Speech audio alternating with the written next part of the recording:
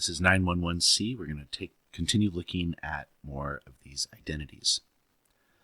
So we're going to use identities to manipulate an expression or an equation. So just a reminder, we need to have these identities memorized. It makes the process easier when you have it memorized. So let's take a look at a few more of these identities. So transform the left side to look like the right side. So look for any Pythagorean identities. There aren't any. Any algebra, can I combine these together? No. Change everything to sines and cosines. So this stays as sine. This is 1 over cosine. And then this is cosine over sine. Cosines cancel out, sines cancel out, so you're just left with 1. That's what we were looking for. Transform the left side to look like the right side. Any Pythagorean identities? No. Any algebra? No.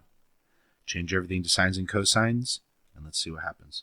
So 1 over cosine to the 4th minus sine to the 4th over cosine to the 4th. Combine that.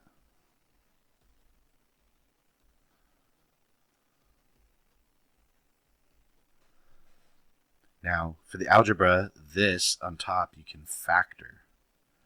That is a squared minus b squared.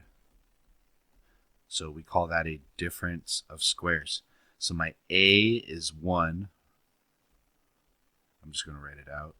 So my a is 1, and then my b is sine squared x. So this will be 1 minus sine squared x, 1 plus sine squared x.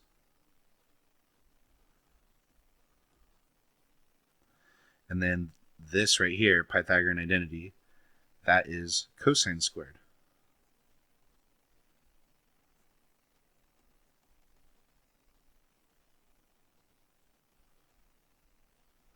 So that's going to cancel out.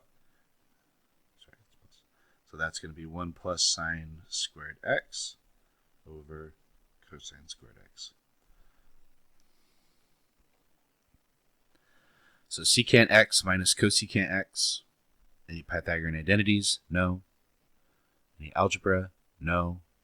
Change everything to sines and cosines and start all over. This is 1 over cosine.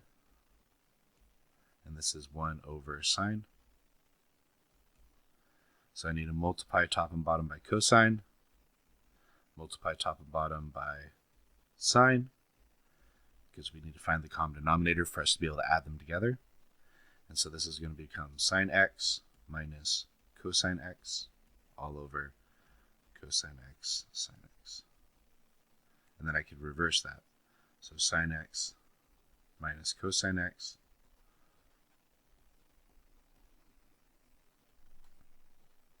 That's what we were looking for.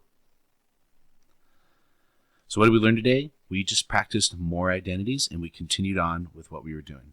This does conclude our lesson. If you have any other questions, please leave them in the comments.